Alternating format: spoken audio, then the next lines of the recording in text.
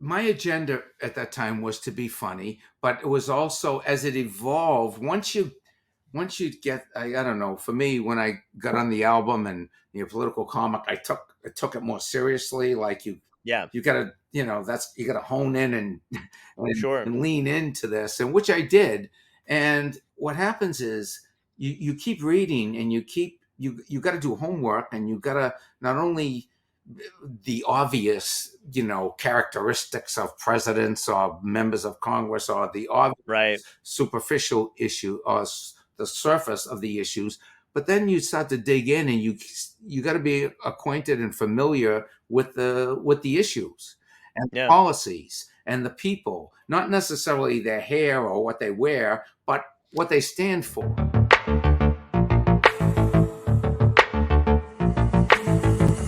Dystopia tonight.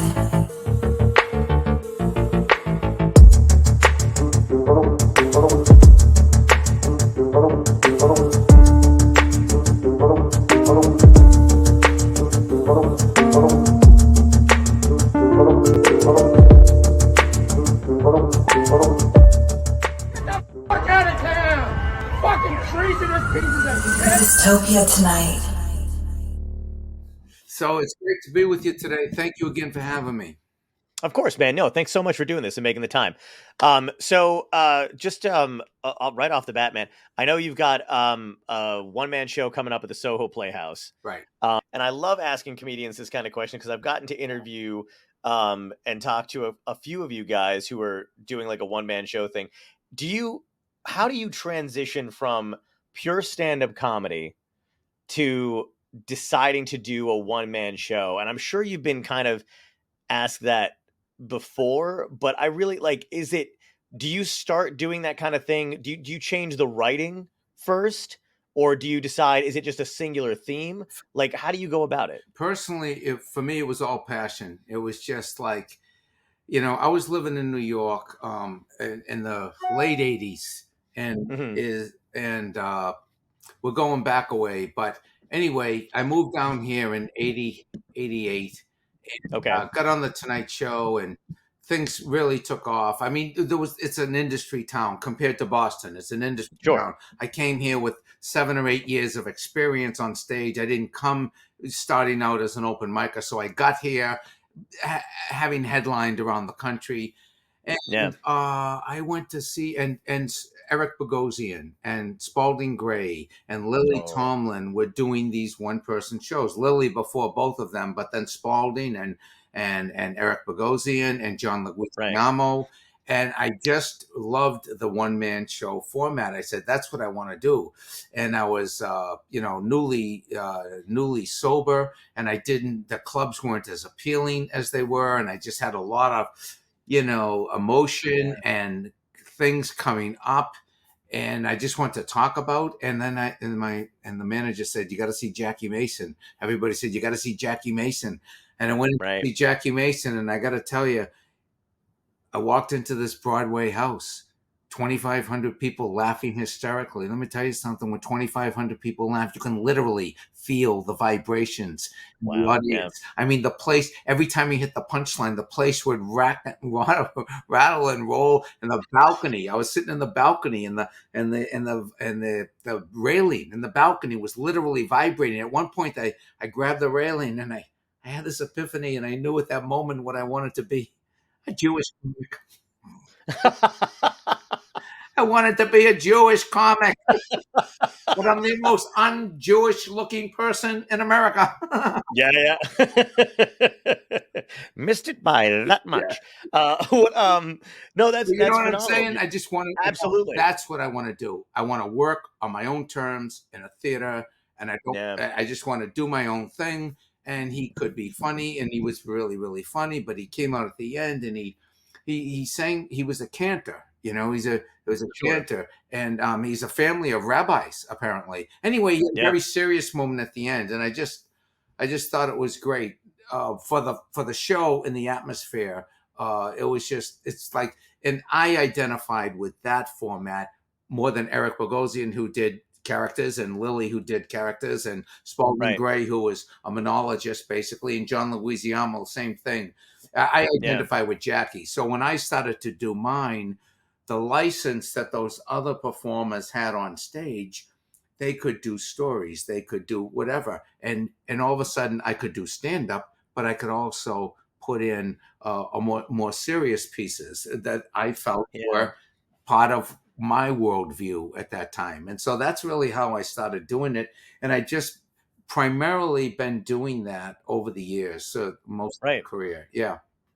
Did you get to meet any of like, did you get to meet Lily or Jackie or talk to them about your like evolution in stand up or anything like that? Like that, how they were an You influence? know, I brought my mother. Jackie Mason played Hasty Pudding Theater in Cambridge. It was a Hmm. Harvard affiliated Hasty Pudding Theater, and Jackie played there. And I brought my mother to see it, and we went to say hi to him after the show, and he was great. I did say hi to him, but you know, I met Jackie at the Village Gate, and it was he was with his manager Joe Rosenfeld, I believe is how you pronounce her last name, Yeah. Rosenberg or Rosenfeld. Anyway, and I walked in, and Jackie looks up and he goes, "That's the guy." He goes, "Joe, that's the guy I was telling you about." We had just done a show. Showtime had these periodic shows, you know, and I was on Right. one of them, and they had seen it had aired that night or the night before, and Jackie said, you know, "That's the guy," and he quoted a couple of jokes, and then and Wow. Joe said, "Are you interested in management?" And we almost worked together. I almost worked with them. It didn't work out, but I almost worked with them back in the, I guess it was 90 or so. But anyway, yeah, so I did meet him, and we actually did a fundraiser together for, I think it was Howard Metzenbaum, Senator Howard Metzenbaum in Wow. Ohio, I think he was, and this is back in the day. But we did it. But you know, my politics was more, it was more, I would say, left at the time than Jackie's, and it was Oh yeah. serious. And I have to tell you, not to say that that's a good thing or a bad thing, but it just was. I was still finding my way on stage, and Yeah. you know, and so not everything ended in a joke. Let's say that. Yeah, no, no, I appreciate that too. Like that's such a funny thing though too, because when you look at some of those comedians, you know, it's hard to gauge a lot of their politics. You know what I mean? Because some Yeah. of them tried to hide it, and then other times you were like, "Oh, I can totally tell where this guy leans." But where people lean today is so different from like even 20 years ago. You know what I mean? Like just how they presented themselves and like that. But like I could always, it always came through, and I don't know if that was um purposeful. Like were you writing that way, like I really want people to understand like exactly where I sit on this fence, because I don't think you tried to hide anything in No, particular. Like no, I don't think I tried to hide anything either, for better or for worse. You know, when you're developing, right? You're just yeah. going with your gut and you're going with your passion. That's what I was Right. going with. I wasn't, and I don't know if this was right or wrong, but the content of what I was saying was always more important to me than the laugh. Yeah. And Well, how old were you? I was, I was, I don't know. I was in my early 30s. I did the Okay. night show at 33, I think, and so I was probably in my early 30s. Yeah, Yeah, did they 30s. Yeah, like, I mean, it was one of those things where like I think age plays, because I started doing stand up when I was 20, 19 or yeah, 20, like a right around the cusp of turning 20. And they like, you know, they were very kind of clear about like not wanting to hear any kind at the time when this is so weird to say, but at the time when I started, they were kind of very clear about like, hey, you're too young to be talking about, you know, nobody wants to hear it because you don't seem to have the experience at I that age. see. Did you run into any of that Oh, though, like sure. when you were? Yeah, Yeah. I'm sure. But you know what happened in 1988? A&M Records did a comedy album, and it was around the election of Wow. '88, and they had four comics, and I didn't even consider myself a political comic at the time. I was Hmm. just doing what was in the news. I was always reacting to the news. I was always reacting to what was Sure. going on. I just loved current events, and I studied history and sociology and political science and all that stuff. That was kind of what Nice. I was interested in. As some guys like sports and some women like other, you know, other Sure. different topics. Yeah. they did this audition here in New York and at Stand Up New York, and they chose 4 comics that they wanted to do this album with, and it was me, and Barry Crimmins, and Will Durst, Barry. and Randy Credico. And so Wow. What a great yeah, lineup. and the name of the album was Strange Bedfellows. And it was me, Credico, Durst, and Crimmins. And Wow. A&M Records did it, and they recorded it at Stand Up New York. And so all of a sudden, you're like, you're a political comic, Yeah. officially. You know what I mean? But Yeah. it wasn't really. I just was always passionate about the material, but I never considered myself that much of a political comic. But So would you consider yourself to have had an agenda as a comic?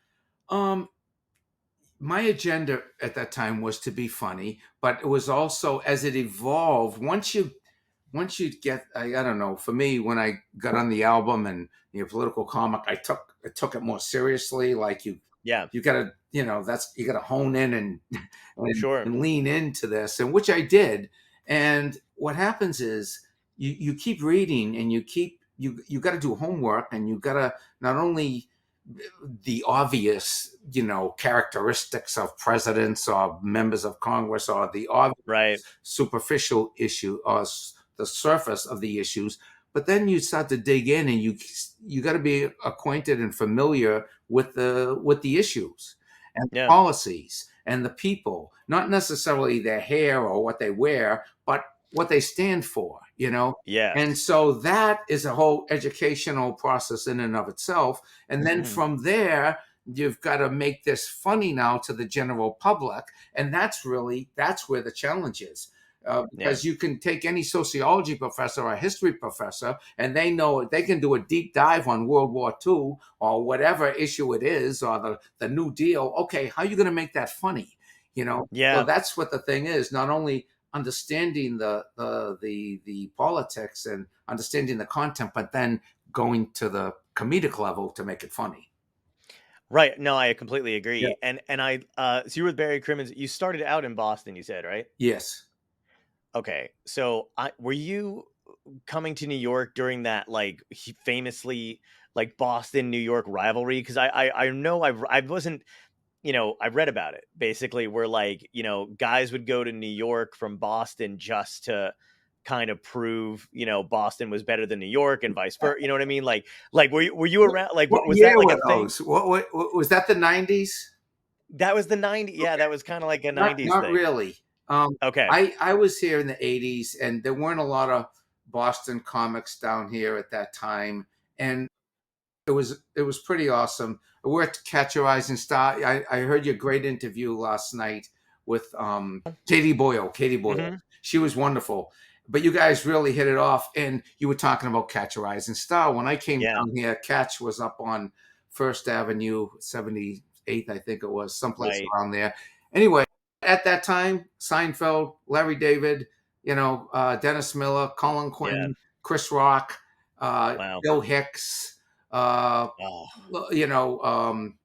what was the name? A couple of the really funny women. Oh, I'm blanking on the name. Susie Essman. Susie Essman, Joy Behar, uh, Nice.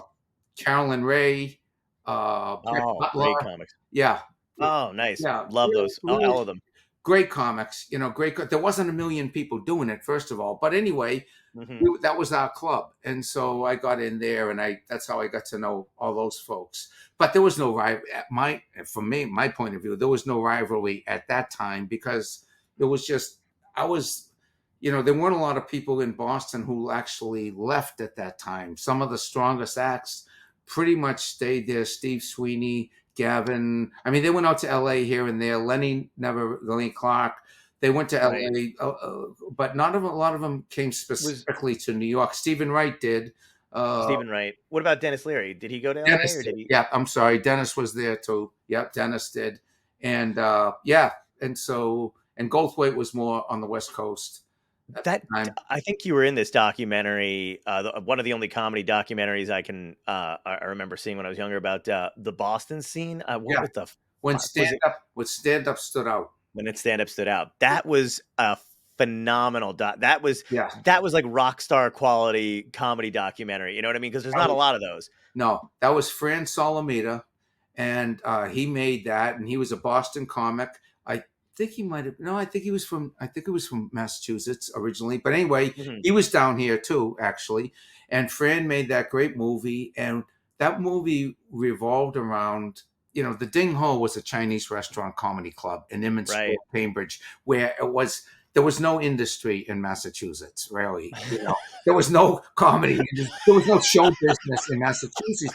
But you know what happened?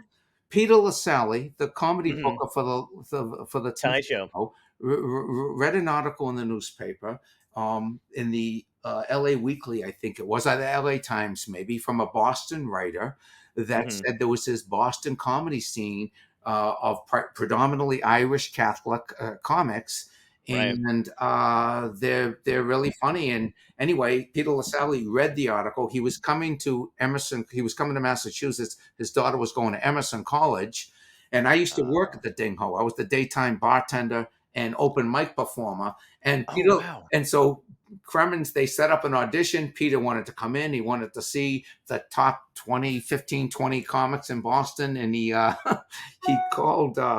So he calls up the Ding Ho. I'm the daytime bartender, and I'm answering the phone. I'm the only one that spoke English in the place at that time, right?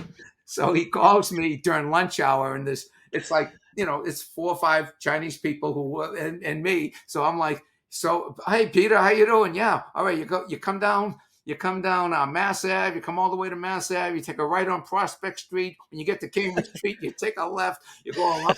You take a right on Springfield Street. The parking lot's in the back, and welcome to the show. Welcome to the Ding Ho in Inman Square, Cambridge, Massachusetts. And so Oh my God. that audition, Wow. and I was an open micer at the time. I remember the Sure. audition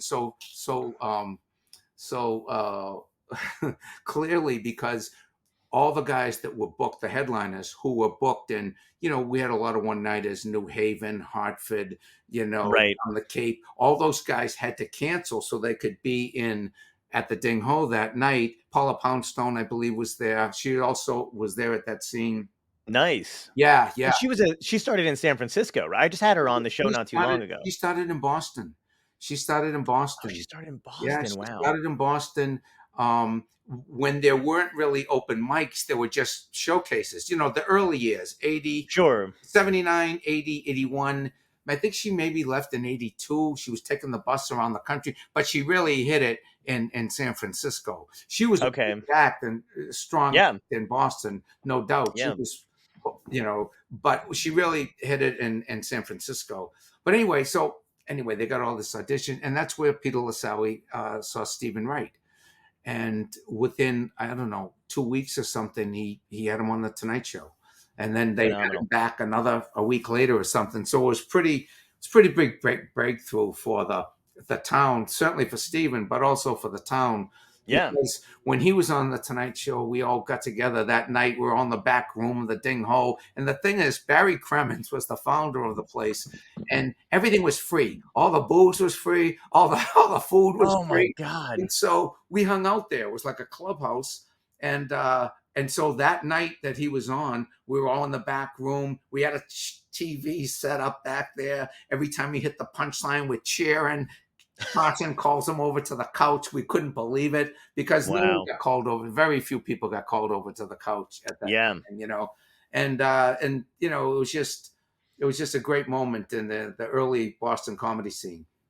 Yeah, man. I mean, that's exciting. And the camaraderie there is so different. I mean, there's still levels of camaraderie today, but it just seemed like because there was just so few of you, like it just really seemed like you guys kind of huddled together as comics and did what you kind of could for each other. I mean, that's the impression that I've just gotten from talking to some of you and reading, Yeah. So much about it when I was younger. Well, you know what it was? Because it wasn't an industry town, Barry Crimmins was the booker of the Ding Ho. So he was Okay. a comic, but he also booked it. And he was bringing all these people, the comics were bringing all these people to this Chinese Right. restaurant. And so the Crimmins' rule was, comics drink for free and eat for free. And so do their parents. And so I mean, it was pretty cool. And the same with the other rooms, the Comedy Connection. Yeah. with Bill Downs and Paul Barkley, and then all the other clubs that started were very comic centric. And Barry Katz actually started over at Play It Again Sam's, and Chance Langton was another comic from Boston who branched out. And a lot of people were very entrepreneurial at the time. You could branch out. It was a new thing, and you could start a club or start rooms, and that's how a lot of people started, and just getting on stage and developing. But Barry Katz was working for Chance Langton, and he learned how to book the room, and he eventually took over Play It Again Sam's, Wow. and then Barry left, and he became Barry Katz, and so a lot of people started there, and were able to just have really good careers and interesting What lives. what was your, I mean, when you were doing all that, and did you have a game plan? I mean, I know it's a lot to ask for a comic to have a game plan, but you know what I mean? Like, was it, because I feel like then again it was like Tonight Show, sitcom, and then whatever. Then like, what was your I didn't. I was just trying to just get better and better. I competed with nice? myself all the time. I really, and then you asked if there were a game plan or regrets or whatever, but I never tried. I never tried really acting. I wasn't interested in sitcoms, and that sounds so crazy. No. No, I don't want a sitcom. I rather Yeah. No. go to 40. I rather perform for 45 people and do it my way. That's the single difference. Oh, that's 45 great. is my limit. No, but I just Oh, was that's into great. comedy. I was just into that. And the other thing is, some people studied it. Some people went to school for it. You mentioned Sure. Denis Leary. I found Yeah. always that the people who went to school for it, it was like a real thing. It was like expected. You're taking a class in screenwriting. You're taking Yeah. a class in sitcoms. You're taking a class in whatever, filmmaking. Sure. We personally, many of the guys that started there were not like that. We went to liberal arts colleges if they went to college, and we were more neighborhood people, I would say, and we were just like myself. I mean, personally untrained, but I had a great education at the Ding Ho, the daytime bartender, watching people, you know, Right. watching Don Gavin and Sweeney and Lenny and Don Stephen Gavin. Wright and Yeah. Paula Poundstone and Mike Donovan and Mike McDonald, and anybody from Boston will recognize these names. Yeah. Absolutely. Jack Gallagher, and just a ton of people that were just great. And anyway, so you can learn how to do it, and that's kind of how I learned. So as a result, there was no like game plan.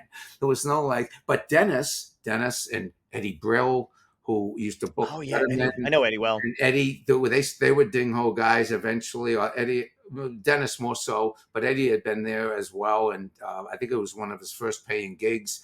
Lauren Dombrowski, who came out of there, and Yeah. she was the executive producer for Mad TV, and Right.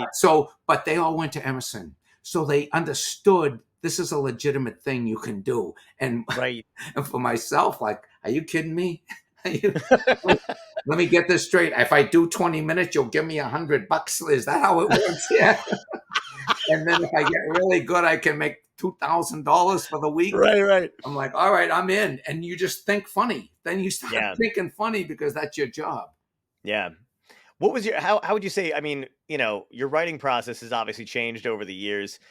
When you started out, were you more of a work it out on stage kind of guy, or did you write, or were you meticulously writing?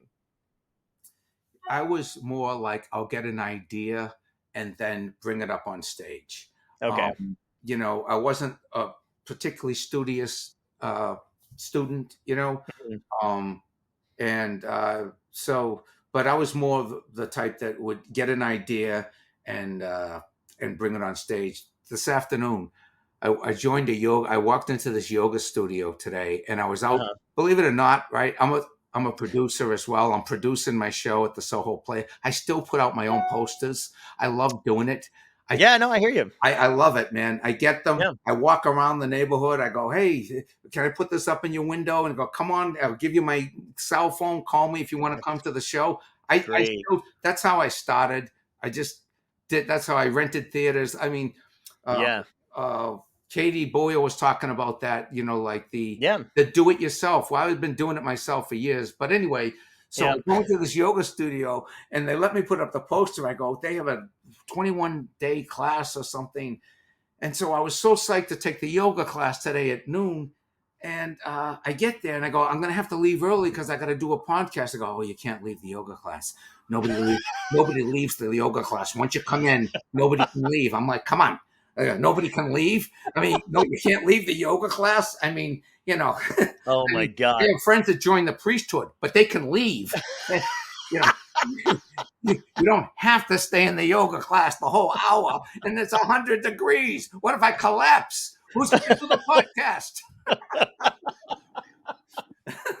Oh my God. We should have done the podcast from the yoga class. You should have been like, all right, but I'm going to do it doing diving dog or whatever the fuck the position is. Whatever it is. That's how I'm doing it. Downward dog. Downward dog. That's it. Diving, Oh man, that's fucking great though. Yeah, I love those little things that can become a reality. You know what I mean? Like I was talking to do you know Adam Bloom? He's a comic in the UK. He just wrote a book on comedy. It's called Finding Your Comic Genius. I should Is read it. it's it really, honestly, it's one of those books that, like, I feel like if you're just starting out doing stand up, you can read that book and get a lot of an idea of what you're doing wrong and yada yada. Yeah. And for people who've been doing it for, like, however long for how long you've been doing it, and I'm doing it for 18 years. But like, it's one of those things where you're like, I had no idea I was doing that. You know what I mean? Like, where Yes. you're flipping through it, and then Yeah. also it kind of like expands you, whatever. So anyway, but we were talking about Well, let me just say one thing. You asked if sure. I write, Oh and yeah, of course now I am. You need to improve personally. sure. Especially in this one person show. I'm taking the material and I'm honing it down. It was an hour and 45 in Boston. I'm getting it down to an hour and 15 for the SoHo Playhouse. So that includes writing and editing. But some of the guys that came out of Boston that you were talking about, the rivalry, or at least the way that came down from Boston to New York, Gary Goldman, Louis C.K., Dane Gary Cook, Coleman. Yeah, Bobby Kelly, those folks just yeah. did really well here. But Gary Goldman, oh my God. Did you do the Goldman tips? You're familiar with it? The Goldman Twitter? They were I know Gary well. Yeah. That was such a great Amazing. fucking, yeah, really. Amazing. And people like that, they have that work ethic. He has it. Colin Quinn has it. Yep. Colin, I just watched this special last night. I worked with him at the Wilbur up in Boston about a month The ago. new one? Yeah. Yeah. Yes. And I watched it and he said, So good. I'm doing this thing from a psychiatrist conference or something. I know, what a crazy place to do a He goes, I'm just putting it out. He goes, I don't give a shit. I'm just putting it out. Yeah. I watched it last night. It's fantastic. And It is. It's already got about 100,000 downloads, views or whatever, But Absolutely. anyway, so the work ethic is hugely important. The writing is hugely important. And the more disciplined, personally, the more disciplined I am, the better the shows are. And I think that Colin and Gary Goldman are the living proof of that. And anybody else who works hard on the act. Yeah. And Gary, I mean, the greatest thing about like seeing that kind of stuff is Gary and Colin, the work ethic is the same, most likely. Maybe not from Colin. No, I'm just kidding. but there's every day, he says. I know Colin is a beast. No, I mean, but they're two different acts. Yes. And if that says anything to people kind of coming up, like, Gary really loves to play with words and kind of stretch everything out as much as possible. Yep. And Colin has just this fucking, just encyclopedic knowledge of every, it's almost Seinfeldian, and that Seinfeld's got like, he'll take like like a washing machine or like a product and kind of rip it apart. I feel like Colin does that historically and like with things in society. It's crazy. Yeah. And I just, for the one man show that you're doing now, just for everybody, because I know it's coming up.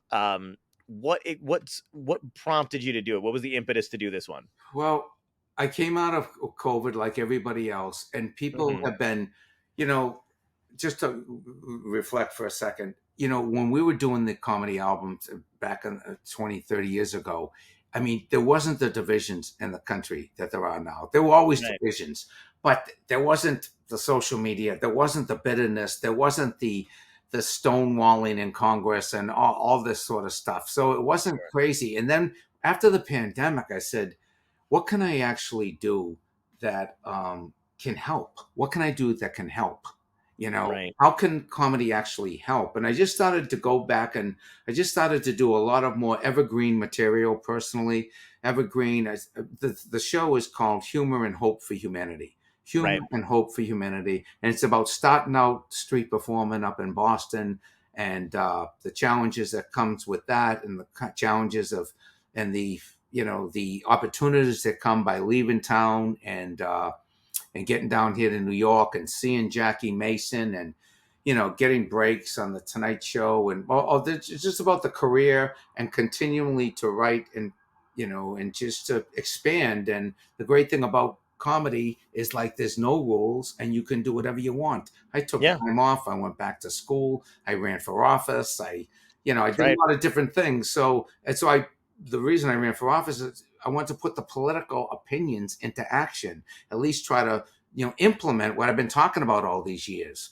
And so Right. anyway, that was those. So it's all life experiences, really. And there's a political through line, but it's primarily an autobiographical through line of the experiences and lived experiences and comedy and the serious stuff. And up to the present moment where we find Yeah. ourselves right now in this current election and in the current situation we find ourselves in.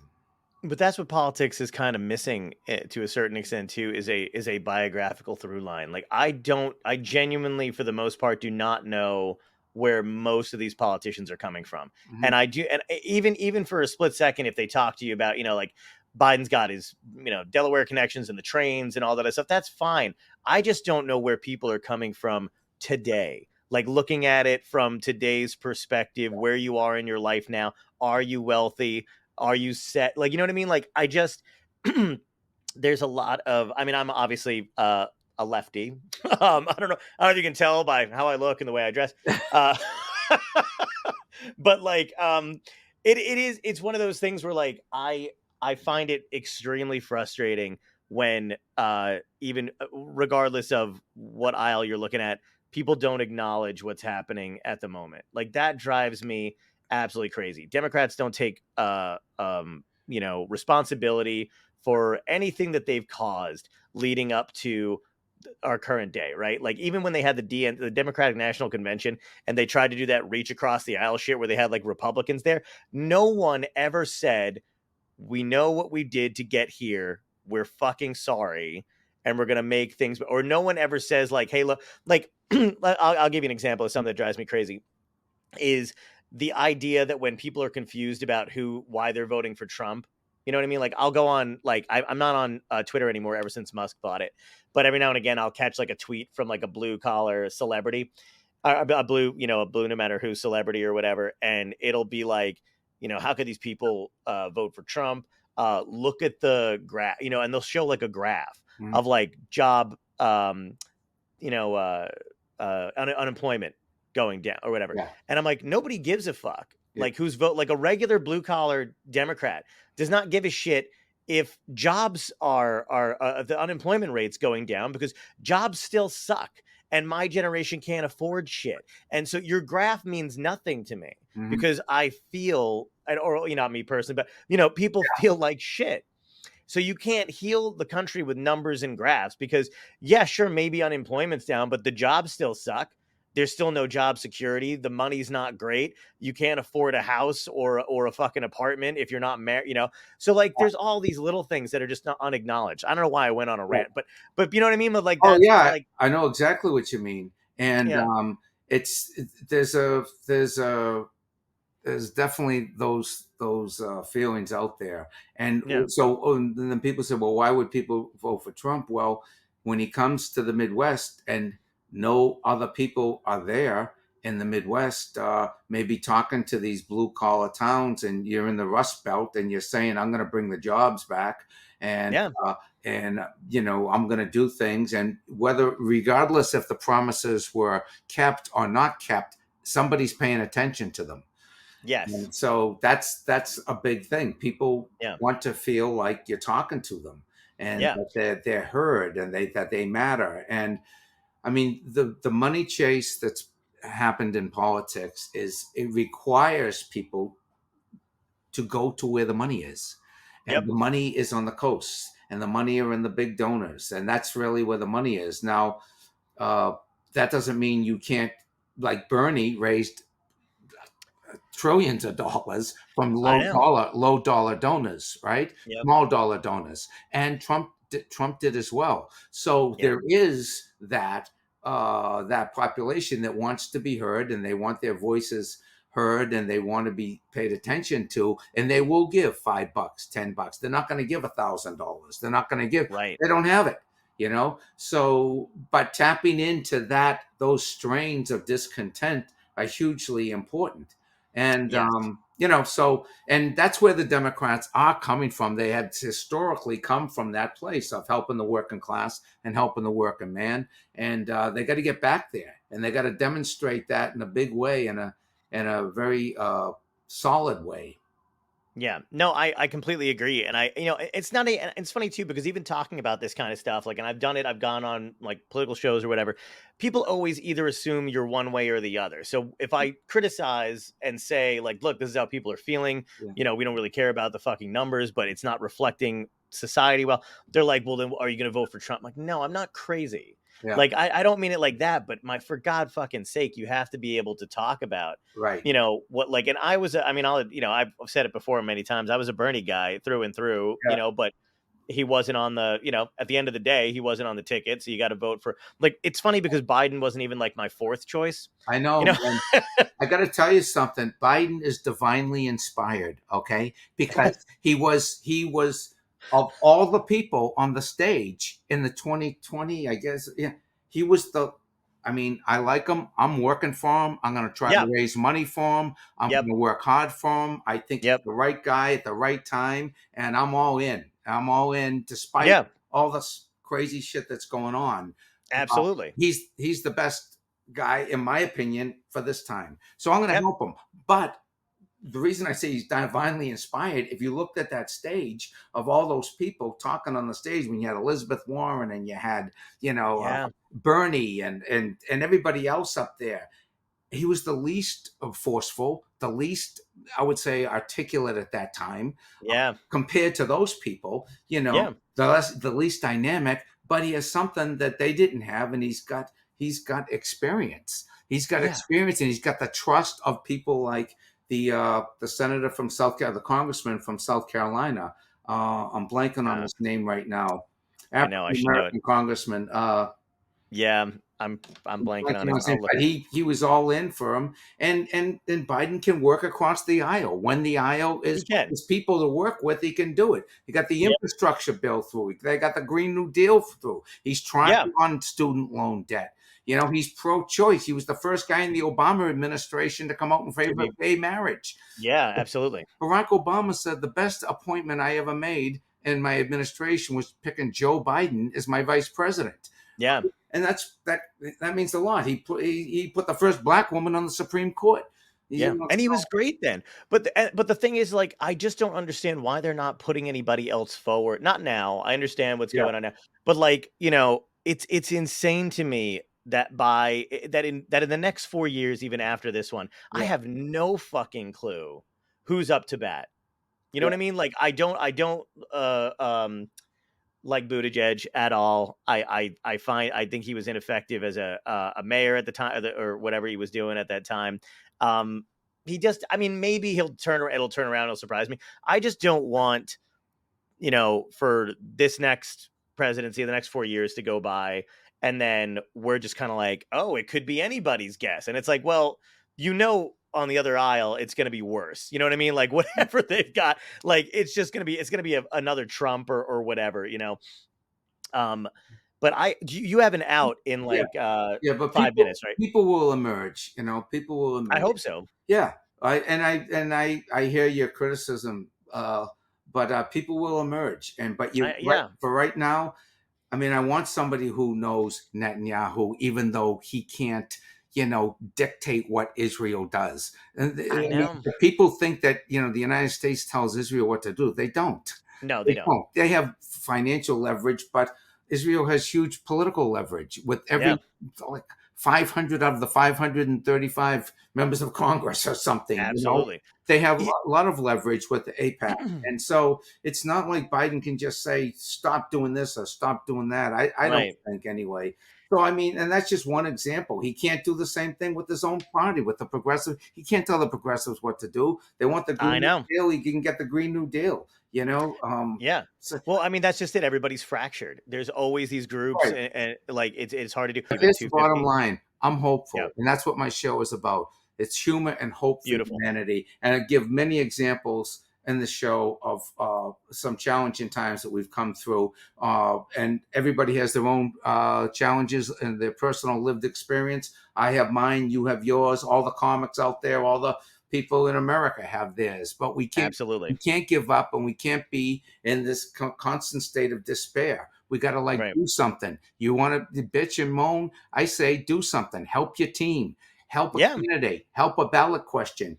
You meet people. It's fun. If your side wins, you feel great. If they lose, at least you tried, and you meet like-minded people. And sometimes you can have a lot of fun. I got to tell you one funny story. I'm holding a sign for Hillary. It's Cambridge, right?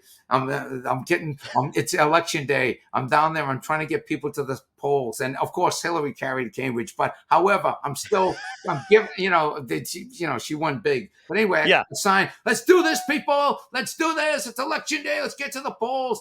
And a lot of people still on election day, they're ignoring me. They're walking past. They got the headphones on. They're not listening, right? Yeah. So after about an hour of holding the sign and being ignored, I start making stuff up, right? And say, listen, people, I did not risk my life at the Battle of the Bulge. So people could not vote on election day, right? They're walking past me, not even listening, right? 2 hours later, I get even more bizarre. Listen, you kids. I did not take a musket ball to the knee at the Battle of Bunker Hill so young professionals in Cambridge could squander their constitutional rights to vote. This kid comes up to me about 19 years old, dead serious, looks me in the eye and says, "Thank you for your service." Now, I know I'm getting older, but 241? So get involved. Oh my God. People, get involved. That's so fucking great, man. I got to ask you the last 3 questions that I ask every guest before I let you go. Yep. First one's a bit of a softball question, but if you can go back in time and talk to your younger self, what piece of advice would you give yourself that would help you today? Listen to people. Listen to people who are trying to help you. Managers, agents. I got good suggestions. A lot of, try acting. Oh, why would I want to act? Why would I want to be on television? Please, hilarious. That's for your generation. Oh my God. Next question is, what had to end in your life, good or bad, that led you to where you are today? Alcohol and drugs. That had to end. Man. Yeah, that was a huge turning point, and that was the way I was able to come down here to New York, And I'll tell you, a comedian said to me, he goes, "Jimmy, and we don't always quit for the right reasons." He said, "Jimmy, I'm telling you, you're a funny guy. If you ever quit drinking, you could be a really big star." And this light went off in my head. I said, "A star? If I become a really big star, I can drink all I want." Oh my God. What do I gotta do? Yeah, really. Yeah. Hold on. Let's put everything on pause for a second. I can hold off for a little longer. Right. And last question has to tie in with the show. It's the show's called Dystopia Tonight. So if you wake up tomorrow and you find out it's a genuine dystopia, more so than it feels like today, it's the end of the world for everyone. Yeah. What do you think caused it? And how you going out? What's going to be your epic death? Oh, my epic death? Yeah. I don't know, man. I'm getting the train back to Boston. I'm going to get my wife and son. We're going to curl up on the couch with our cat Pearl, and we're going to say a few Hail Marys because we're very Catholic. Oh, beautiful, my friend. Thank you so much for doing this. I love you, dude. I appreciate talking. I'm going to come see your show when I get back from the road. Please. Yeah, I'm looking forward to it, man. JimmyTingle.com. That's where people can get tickets to the show. And I want to say this: if you use the code HOPE, it's half price on the tickets. Beautiful. Use Thank the you so code much, man. HOPE, and it's half price because we're bringing humor and hope for humanity. Beautiful. Take care, man. Thank you so much.